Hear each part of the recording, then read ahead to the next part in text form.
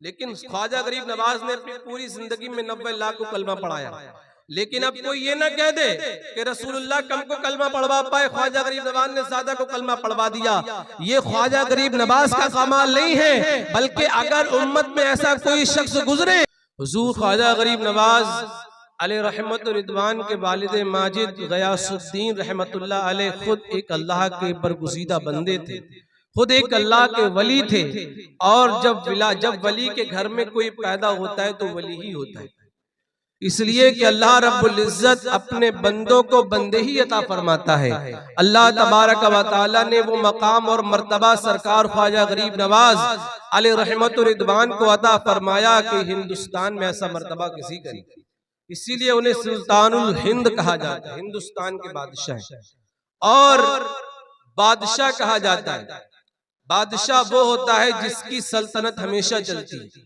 जब एक अंग्रेज अजमेर मोहल्ला में हाजिर हुआ तो उसने ख्वाजा गरीब नवाज अलैहि रहमत रिदवान की मदार पे हाजिरी दी, तो उसने कहा कि मैं इतनी जगहों पे हाजिर हुआ, लेकिन जैसी हुकूमत मैंने ख्वाजा गरीब नवाज की देखी ऐसी किसी की नहीं देखी। इसलिए कि ये जो आए थे ये आए नहीं थे बल्कि भेजे गए थे। आने वाले आते हैं, धक्के खा करके चले जाते हैं, लेकिन जो भेजा जाता है वो भागने नहीं आता बल्कि बसने के लिए आता है। जब हुजूर ख्वाजा गरीब नवाज अलैहि रहमत रिदवान ने आप दिल्ली की तरफ से तशरीफ लाए और आपने जब अजमेर मोहल्ला के अंदर पड़ाव किया, रिवायतों में है कि उस वक्त 150 राजा हिंदुस्तान के ऊपर राज कर रहे थे, लेकिन उन तमाम राजाओं का जो राजा था वो पृथ्वीराज चौहान था। आपने अजमेर मोहल्ला को अपना मस्कन बनाया और आपने अना सागर के पास आकर के अपना पड़ाव डाला और आपने खेमे नसब फरमाए।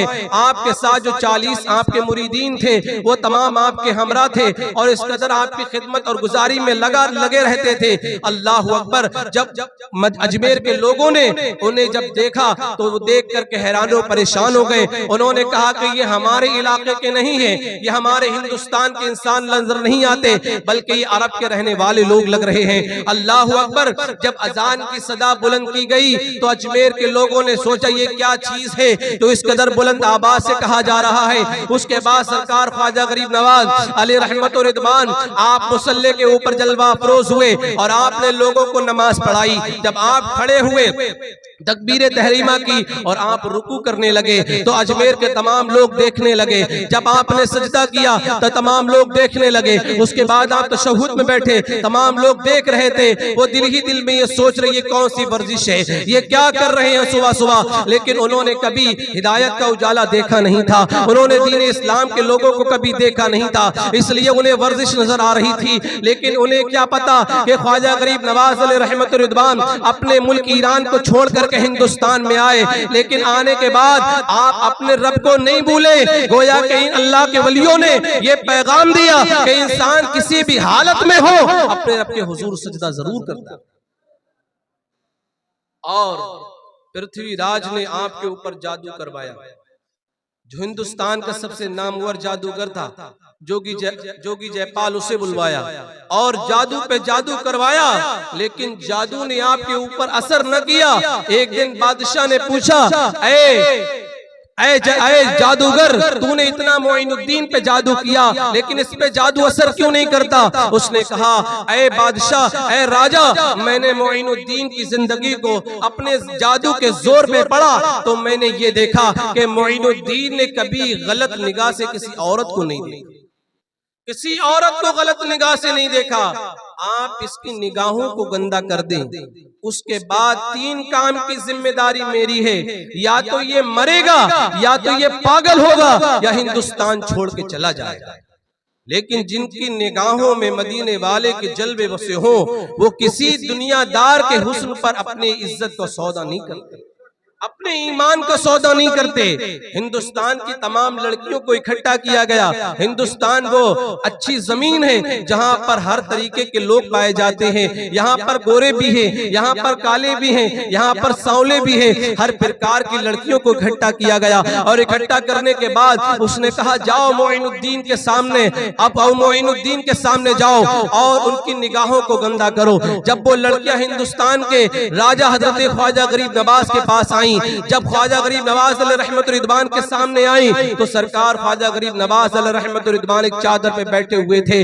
आपने उनकी तरफ निगाह भी नहीं की। वो लड़कियां थक गईं और थकने के बाद राजा से कहा कि वो तो हमारी तरफ निगाह उठा के भी नहीं देखता, हम उसकी तरफ क्या नजर करें। अल्लाह अकबर। उन्होंने कहा, बादशाह बोला कि तुम नाकारा हो, तुम इस काम में सक्सेस नहीं हुई हो, ये काम मेरी बेटी करेगी। उसकी बेटी इतनी खूबसूरत थी कि उसकी दास्तान लोग बयान करते थे। अल्लाह अकबर। उसने कहा ये काम मेरी बेटी करेगी। उसने कहा अब्बा जान मैं ये काम करूंगी इसलिए कि लोगों का ईमान छीनना अहले हुस्न के दाएं हाथ का खेल है। उन्होंने कहा कि हम उसका ईमान गारत करेंगे माज़अल्लाह। जब वो लड़की गई और जाने के बाद उसने अना सागर का पानी अपने ऊपर डाला। अब आप बताएं अगर कोई औरत कपड़े पहने हो और ऊपर से पानी डाल ले तो कपड़ा पहनना ना पहनना दोनों बराबर होता है। लेकिन वो औरत, जब वो लड़की सरकार ख्वाजा गरीब नवाज के सामने गई और उसने कहा ऐ मोइनुद्दीन एक नजर मेरी तरफ देख लो, लेकिन ख्वाजा गरीब नवाज ने उसकी तरफ नहीं देखा। उसने कहा ऐ मोइनुद्दीन मेरी तरफ देख तो मेरे हुस्न की तौहीन ना कर। अल्लाह अकबर। जब उसने इतना कहा तो सरकार ख्वाजा गरीब नवाज ने जिस चादर पे बैठे हुए थे वो चादर अपने नीचे से निकाली और निकाल के उसकी तरफ फेंकी और फरमाया बेटी पहले इस चादर को ओढ़ लो फिर मेरे सामने आओ। उसने कहा कि तुम तो मुझे बेटी कहते हो, मेरा बाप तो ये कहता था कि जब ये मुसलमान हिंदुस्तान पे काबिज होंगे तो फिर ये हमारी नारियों की इज्जत को तहस नहस कर देंगे और आप तो हमें बेटी कहते हैं। सरकार ख्वाजा गरीब नवाज ने फरमाया ये तेरे बाप की सोच है, लेकिन मेरे नाना मोहम्मद रसूलुल्लाह का ये फरमाना है। जब हातिम ताई की बेटी हुजूर के सामने कनीज बना के लाई गई तो उसके सर पे दुपट्टा नहीं था। हुजूर ने अपनी नूरी चादर उठाई, उठाने के बाद हुजूर ने उसको उड़ा दी और फरमाया बेटी किसी की हो बेटी बेटी होती। तो मेरे नाना की ये तालीम है, तेरा बाप जो कहता है वो गलत है। अल्लाह अकबर। उसने कहा कि अगर यही आपके दीन की तालीम है तो फिर हमें भी दीन का कलमा पढ़ाएं। जब एक मोइनुद्दीन की निगाह में तकद्दुस आया तो पृथ्वीराज चौहान के घर में इस्लाम पहुंच गया। आज मुसलमानों की निगाहों में अगर तकद्दुस आ जाए जो रातों दिन इस्लाम के खिलाफ भौंकते हैं तो उनके घर में भी इस्लाम पहुंच जाएगा। तो हुजूर ख्वाजा गरीब नवाज अलैहि रहमत रिदवान वो पाए कि अल्लाह के वली हैं कि आप आनन फानन कहीं भी जा सकते हैं।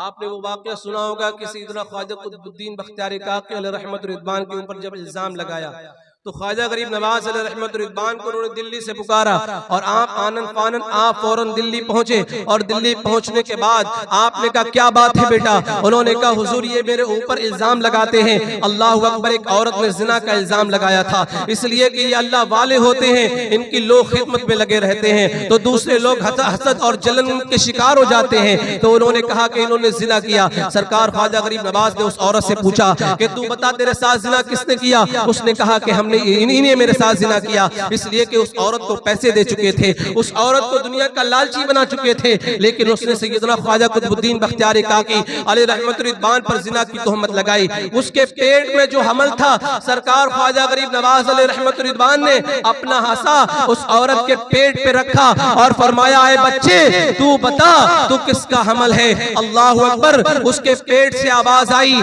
कि मैं कुतुबुद्दीन का हमल नहीं हूं बल्कि मैं उसी का हमल हूं जिसकी ये बीवी है। ये क्या था।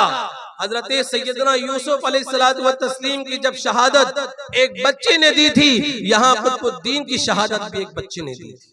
इसलिए कि अल्लाह रब्बुल इज्जत ने रसूलुल्लाह अलैहिस्सलातु व तस्लीम के बाद किसी नबी और रसूल को मबूस न किया, लेकिन अल्लाह ने अपने नबी की उम्मत में ऐसे वलियों को भेजा जो वली नबियों के मजहर साबित हुए, नबियों के मजहर साबित हुए।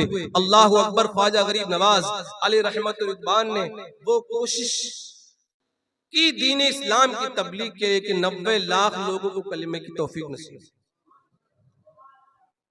रसूलुल्लाह अलैहिस्सलातु व तस्लीम ने आपका जब इंतकाल हुआ तो आपके सहाबा 1,24,000 कमोबेश थे, लेकिन ख्वाजा गरीब नवाज ने अपनी पूरी जिंदगी में 90 लाख को कलमा पढ़ाया। लेकिन अब कोई ये ना कह दे कि रसूलुल्लाह कम को कलमा पढ़वा पाए, ख्वाजा गरीब नवाज ने ज़्यादा को कलमा पढ़वा दिया। ये ख्वाजा गरीब नवाज का कमाल नहीं है, बल्कि अगर उम्मत में ऐसा कोई शख्स गुजरे जिसके कमालात बेशुमार हो तो ये उसके कमाल नहीं, बल्कि जिसकी उम्मत में है उसका कमाल है। जिसकी उम्मत में है वो उसका कमाल है। आप बताइए, अगर टहनी को शजर से तोड़ दिया जाए तो वो टहनी सूख जाएगी। अगर उसके अंदर फल अच्छा है तो मतलब ये है कि इसका ताल्लुक और राबिता दरख्त से अच्छा है। इसलिए ख्वाजा गरीब नवाज रहमतुल्लाह रिदवान ने उनकी निगाहे फैज़ से 90 लाख को कलमा पढ़वाया। और वो कलिमा क्या था? अल्लाहु अकबर। जिसने भी आपको देखा वो आपका दीवाना हो गया। किताबों में लिखा है कि एक बंदा काफिर था, नौजवान था, वो बाहर कहीं पढ़ता था। जब वो अजमेर के लिए आया तो उसने ख्वाजा गरीब नवाज रहमतुल्लाह रिदवान को देखा। जब वो रोजाना निकलता था तो आप असर से लेकर के मगरिब तक खूब रोया करते थे। उसने कहा कि हुजूर आप क्यों रोते हैं? कहा कि मुझे अपने पीर की याद आती है। किसकी याद आती है? पीर। ख्वाजा गरीब नवाज ने 20 साल तक ख्वाजा उस्मान हारूनी रज़ी अल्लाह ताला अन्हु की खिदमत की। कहा मुझे अपने पीर की याद आती है। कहा बाबा आज तक तो मैंने यही सुना था कि लोग तकलीफ में रोते हैं, लोग दुख में रोते हैं, लेकिन आप तो मोहब्बत में रोते हैं, मुझे भी ये रोना रोना है। तो ख्वाजा गरीब नवाज ने फरमाया अगर तुम्हें रोना है तो तुम्हें मेरे दीन का कलमा पढ़ना पड़ेगा और फिर मेरा मुरीद होना पड़ेगा। उसने कहा ठीक है अम्मी जान से पहले पूछे। वो अपनी माँ के पास कहा अम्मी उस बाबा का मुझे कलमा पढ़ना है और उसके बाद उस बाबा का मुझे मुरीद होना है। उसने कहा बेटा जा तू कलमा भी पढ़ ले और मुरीद भी हो ले, इसलिए कि तू जो जिद कर लेता है उसको करके ही रहता है। वो गया और उसने कलमा पढ़ लिया। सरकार ख्वाजा गरीब नवाज ने उसे कलिमा तैयबा पढ़ाया। उसके बाद वो मुसलमान अपना मुरीद किया और अपनी संगत में रखा।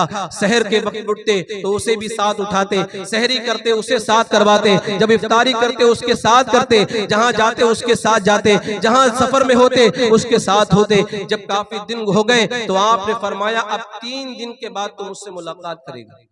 कितने दिन के बाद?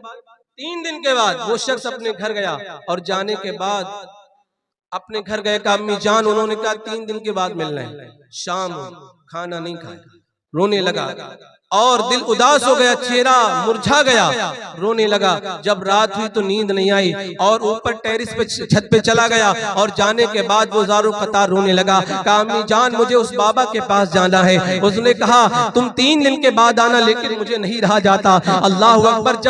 जब एक दिन गुजर गया तो उसकी माँ ने जब अपने बच्चे का रोना ना देखा, वो माँ सरकार ख्वाजा गरीब नवाज के पास गई और कहा बाबा तू बच्चे के ऊपर रहम कर, उसे अपने पास बुला ले, इसलिए कि वो तेरी फिराक तेरी जुदाई की बर्दाश्त नहीं कर सकता। ख्वाजा गरीब नवाज ने फरमाया अभी तो 1 दिन हुआ है, अभी 2 दिन बाकी हैं। उसने कहा अभी उसे बुला ले, इसलिए कि मैं माँ हूँ, मुझे उसका रोना नहीं देखा जाता। अल्लाह अकबर। ख्वाजा गरीब नवाज रहमतुल्लाह रिदवान ने उसे बुलाया और फरमाया कि बता तुझे कैसा लगा कि बाबा मैं जब तुम्हारे पास से गया तो मुझे तुम्हारी याद सताने लगी। फरमाया कि तूने शाम का खाना खाया? उसने कहा नहीं खाया। कहा तू रात में सोया? फरमाया उसने कहा नहीं सोया। आपने फरमाया मैंने भी खाना नहीं खाया, मैं भी रात में नहीं सोया। अल्लाह अकबर। मोहब्बत वो होती है कि अगर आप किसी से मोहब्बत करें तो वो भी तुमसे मोहब्बत करता हो। कुरान मजीद ने कहा रज़ी अल्लाहु अन्हु व रज़ु अन्हु, अल्लाह उनसे राजी है, वो अल्लाह से राजी है। मतलब ये है कि मोहब्बत दोनों तरफ है। ऐसा नहीं है कि पीर भरपेट खाना खा ले और मुरीद भूखा रहे। सरकार ख्वाजा गरीब नवाज ने फरमाया तूने खाना नहीं खाया तो हमने भी खाना नहीं खाया, और आपने फरमाया तू नहीं सोया मैं भी नहीं सोया। मोहब्बत ये चीज हुआ करती है। ख्वाजा गरीब नवाज रहमतुल्लाह रिदवान ने फरमाया अगर इंसान बनना चाहता है तो उसे सूरज की तरह बनना पड़ेगा, इसलिए कि सूरज कभी नहीं देखता कि इस बंदे ने नमाज पढ़ी है या नहीं पढ़ी है, लेकिन रोशनी सबके यहाँ पहुंचा देता है। और वो ये नहीं देखता कि ये बंदा अल्लाह का फर्मा बरदार या अल्लाह का मुती है। उसने कहा वो हर जगह उसकी रोशनी पहुंचती है। चांद की तरह हो जा, इसलिए कि चांद की चांदनी हर जगह पहुंचती है। जमीन की तरह हो जा कि जमीन हर एक के लिए हमवार कर दी गई, चाहे वो आसी हो चाहे वो मुतियो फर्मा बरदार हो, हर एक के लिए नर्म और गुदाज कर दी गई। अल्लाह अकबर। जब तक इंसान इन खसलतों का हामिल नहीं होगा जब तक वो अल्लाह का वली नहीं बन सकता। इसलिए कि वली जो होता है जो पीर होता है लोग उसके पास जाते हैं, उसके पास दुख और सुख की बातें करते हैं, अपने राज उसे बताते हैं। अगर वो राज लोगों को दूसरों को बताने लगे तो वो पीर नहीं है। इसलिए कि सूफिया फरमाते हैं कि हर वली अल्लाह की सिफत गफ्फार का मजहर होता है, अल्लाह की सिफत सत्तार का मजहर होता है। अगर पीर दरगुजर करने वाला ना हो, अगर पीर ऐबों को छुपाने वाला ना हो तो वो पीर नहीं है, बल्कि वो लोगों के दरमियान इंसानी शक्ल में एक भेड़िया है जो लोगों को बरगला रहा है और एक दूसरे के ऐब लोगों पर जाहिर कर रहा है। कुरान मजीद में है कि जब लोगों को उनके बापों के नाम के साथ बुलाया जाएगा तो जो लोग हरामी थे, जिनका कोई बाप नहीं था, अल्लाह रब्बुल इज्जत उनकी माओं के नाम के साथ उन्हें पुकारेगा। यौम नदू कुल्ला उनासिम बि इमामिहिम, इमाम की तफसीर यही की गई कि उनकी माँ के नाम के साथ पुकारा जाएगा, इसलिए कि अल्लाह रब्बुल इज्जत कयामत के दिन भी बंदे को रुस्वा नहीं करेगा।